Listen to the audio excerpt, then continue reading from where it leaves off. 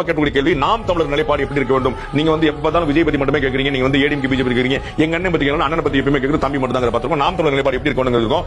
அதிமுகவுடன் கூட்டணி வச்சா அண்ணனுக்கு நல்லது அப்படின்னு தம்பி சொல்லல. 16% மக்கள் சொல்லியிருக்காங்க. ஏடிஎம்கே திரு சீமானோட கூட்டணி வைக்க வேண்டும் என்று, விஜயுடன் கூட்டணி வைக்க வேண்டும் என்று 3% மக்கள் கூடுதலாக. அப்ப வந்து 21% மக்கள் சொல்லிருந்தாங்க நினைக்கிறேன். விஜய் வந்து நாம் தமிழர் கூட்டணி வைக்கணும் 21% மக்கள். இங்க பாத்தீங்கன்னா விஜய் வந்து கிட்டத்தட்ட பாத்தீங்கன்னா அதே சென்ஸ்ல இருக்காங்க அப்படிங்கிற புரிஞ்சுக்கிறோம். சோ விஜயுடன் வந்து நாம் தமிழர் கூட்டணி வைக்கணும் 19% மக்கள் சொல்லிருக்காங்க. தனித்து தான் போட்டி. உங்களுக்கு புரியுங்களா? இப்ப நீங்க இந்த ரிசல்ட் பார்த்தா தெரிஞ்சிடும். நீங்க வந்து ஏடிஎம்கே பிஜேபி கூட விஜய் கூட்டணி சேரணும்னு சொல்லிருக்காங்க கிட்டத்தட்ட 61% மக்கள்.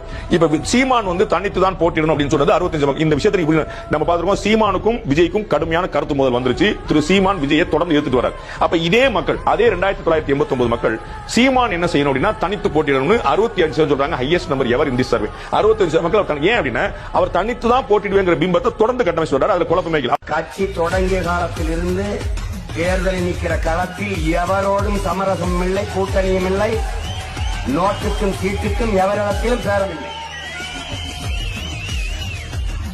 சாவோ வாழ்வோ தனித்துத்தான், வெற்றியோ தோல்வியோ தனித்துத்தான்.